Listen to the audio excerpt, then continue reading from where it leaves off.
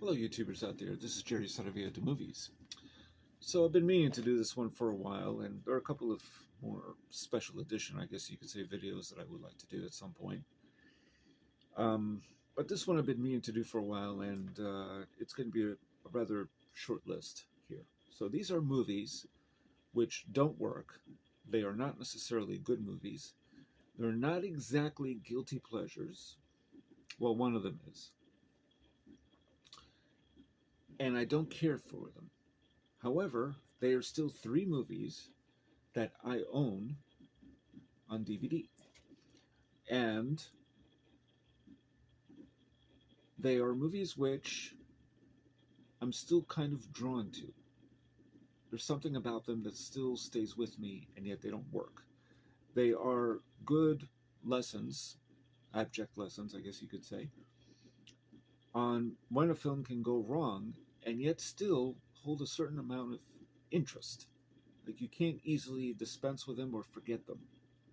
So these are only one is really a guilty pleasure. One might be a guilty pleasure someday. I have to watch it again to be sure. I don't know, and I'll explain. But the first one we'll mention is a sequel, and it's one of those sequels that doesn't work. The first time I saw it, I thought it was okay, and when I saw it a few times after, I didn't care for it, and then years later I saw it again and I said, this is dull. But yet, there's still something about this film, this sequel, that even though it doesn't work, something about it holds interest with me. Can't explain it. This is just one of those things. Now, these are not the only three films. And again, guilty pleasures are a separate thing, even though two of these may qualify someday as guilty pleasures to some extent. First one is Superman 3. Now, this is, of course, the 1983 sequel, starring Christopher Reeve as Superman and Clark Kent. Richard Pryor is in this movie, although he's not on the cover for this. And this is pretty much a Richard Pryor movie that just happens to feature Superman. I mean, if you really get down to it. I just noticed now Richard Pryor's not on this. It's got Robert Vaughn and the other two actors whose names don't pop in my head right away. Robert Vaughn, who I love. Anyway, this is one of those movies that doesn't work. It's just not a good sequel. It's not a good movie. It does have, of course, a really terrific scene where Superman fights evil Superman, or bad Superman. And that's in a junkyard, and it's Clark Kent. He's dressed up, in his suit and tie. And he basically, bad Superman splits. It just kind of, this Clark Kent emerges, and they start battling it out. And that scene's pretty good. But the rest of this movie just doesn't work. And yet, there's something about Superman 3 that still holds a certain fascination for me. And I think part of the secret to this movie is mostly Christopher Reeve's sincere performance. In fact, even in Superman 4, which many feel is a really bad film, that would qualify as my guilty pleasure.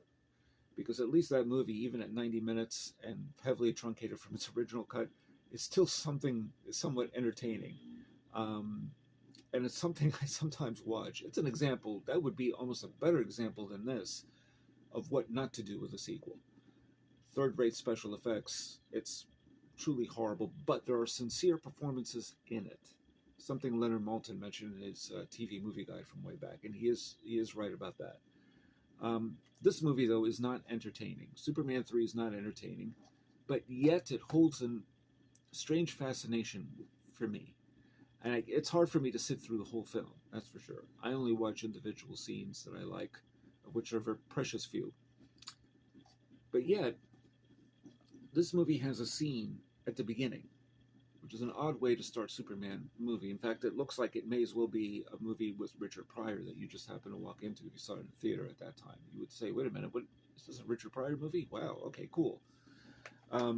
Richard Pryor is on a unemployment line, and he's supposed to get his last unemployment check. But he screwed up his paperwork or something, and he doesn't get another check, and he's a computer programmer, a genius computer programmer. In fact, the part of the plot line of this movie was used in the film Office Space by Mike Judge, which has become a cult classic. This movie is not a cult classic, Superman 3, but it may develop a cult, although maybe it has one. I don't know. I know Superman 4 certainly doesn't. But in that opening scene, he's on the waiting line, and Richard Pryor is playing with, on the unemployment line, he's playing with a yo-yo.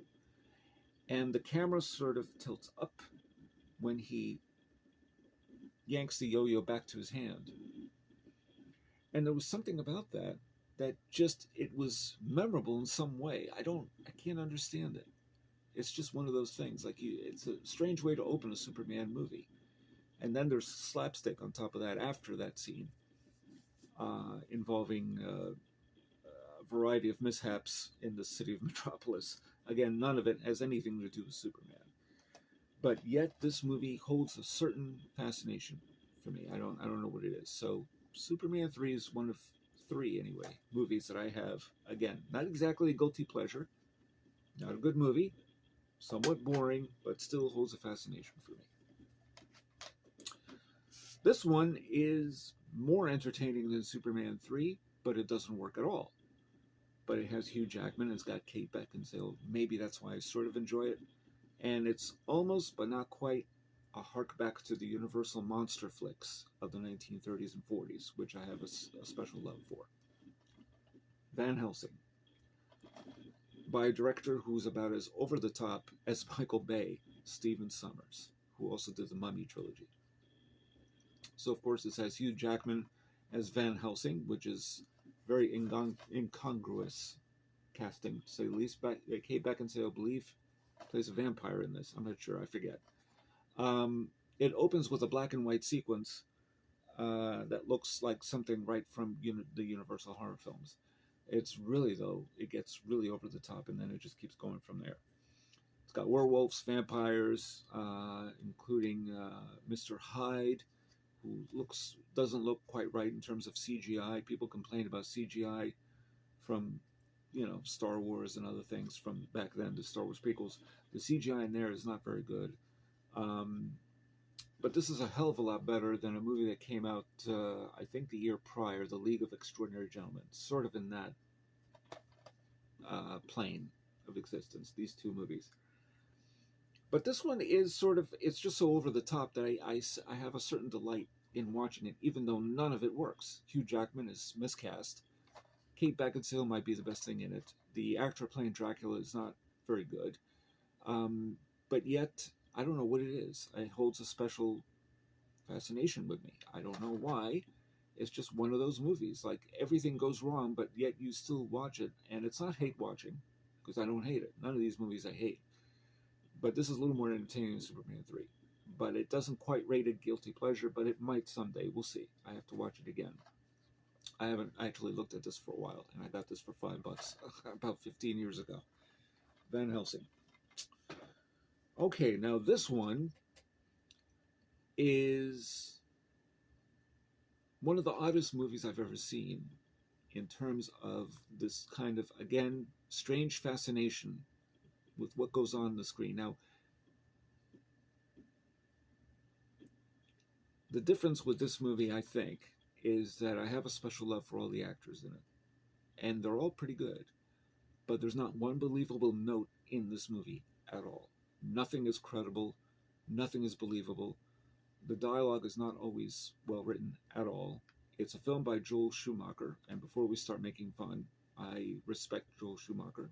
He's not made very good movies overall. Maybe a couple I think that were okay. This one falls under the category of okay, but not one scene in this rings true. Not one.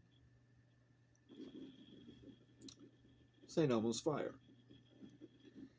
Now, this came out in 1985, so this was almost riding on the coattails of The Breakfast Club, which is weird because you have Emilio Estevez and Judd Nelson, I believe, were the only two cast members, and Ali Sheedy, three cast members from The Breakfast Club playing high school seniors, I think, in the Breakfast Club. And here they play, came out the same year, I think just not long after the Breakfast Club, if memory serves. Um, they're playing college graduates trying to find a job. Strange. But it's got Andrew McCarthy, Mayor Winningham, Rob Lowe, Demi Moore, Andrew McCarthy. I don't know if I mentioned him already, but and also, oh goodness, oh geez, I can't believe it, I forgot her name, Andy McDowell, and Martin Balsam, who plays Mayor Winningham's wealthy father. And none of this rings true. None of it. There's not a believable note in this movie. And yet, every scene is memorable to me. I don't know why. Maybe because I saw it one too many times back then. Maybe because I have a special affection for all these actors at that time, especially. They're all talented actors. It's just that the material doesn't do them justice, and yet, it's still memorable. So again, maybe the secret is like Superman 3, not quite on the same level. The performances are sincere, but the acting is not bad. I mean, that's for sure. Rob Lowe has some good moments. I will say for sure.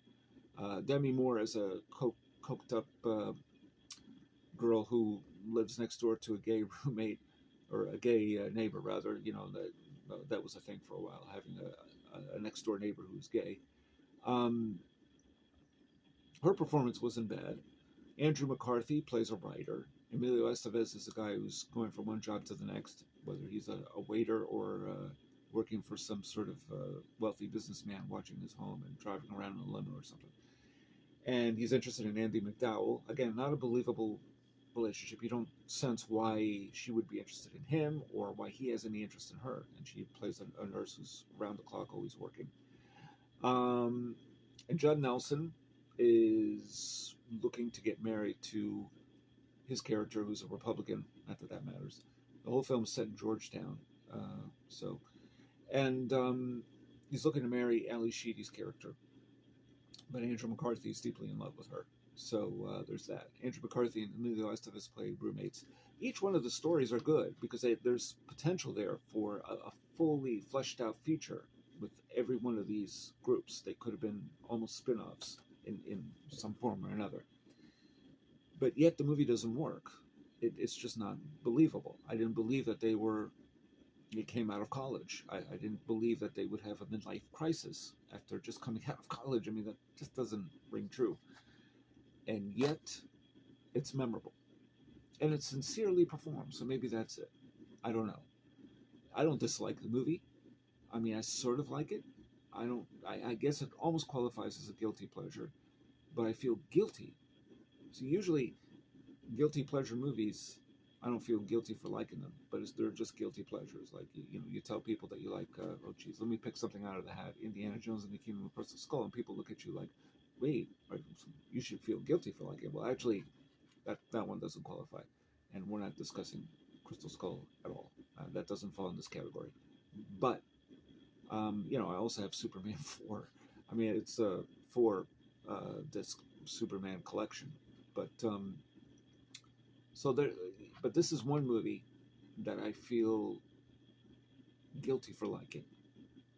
And yet, I'm not sure it rates as a guilty pleasure. It's an odd movie. It's very watchable. And yet it doesn't work. How weird is that? I don't know what that means.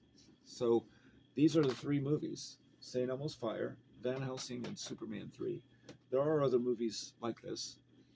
I don't think I even have any other film like that that qualifies under that weird category, somewhere between guilty pleasure and rotten movies. Somewhere in between that, these 3 hold a special fascination with me.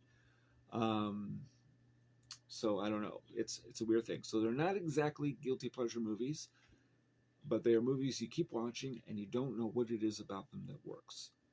But like I said, sincere performances might be the key, at least to 2 of them. Van Helsing is just an over-the-top, cartoon fest, really. But I don't know what it is about that movie. It's that movie doesn't work either. So it's a strange thing, but it's an odd thing. I don't know. So let me your thoughts. Tell me if there are any movies that you own on DVD or movies that you've seen repeatedly on cable or streaming or whatever the case may be nowadays that you keep returning to, but you don't know why it is you watch them. You're not sure you really like them. You certainly don't love them, and they don't rate as a guilty pleasure. So that's what this is all about. So let me your thoughts. Tell me if there are any movies like this that fall in that category. And I guess that's all I got to say about that. And please subscribe to my channel. I will be discussing Sidney Lumet's The Verdict pretty soon because the 40th anniversary is upcoming next week, as a matter of fact. So I'll be writing about it and commenting on it. To me, at the very least, along with maybe 12 Angry Men and Inherit the Wind, The Verdict is one of the greatest courtroom films ever made, especially about a lawyer. It's one of the, to me, it's probably the best film I've ever seen about a lawyer. So I will be discussing that one. And in the future, I think I will also do a video on phrases that I dislike that are being used nowadays, certain words. Hate watch being one of them, IP or intellectual property being another, franchise, pretentious. Certain words are being used to describe films. Sometimes they're being overused and not necessarily in the right context. And that's all I got to say about that. So let me your thoughts. Please subscribe to my channel if you like what you hear. And hopefully you don't unsubscribe because of these three movies that I happen to have some sort of a weird fascination with. One person, by the way, did unsubscribe from my channel after seeing my review of The Munsters, which I sort of liked. You know, The Munsters might almost fall in that category, which I didn't expect. So that's another one, but I don't own it, and I don't know if I will. All right, that's all I got to say about that. And this is Jerry Sadovia at the Movies, signing off.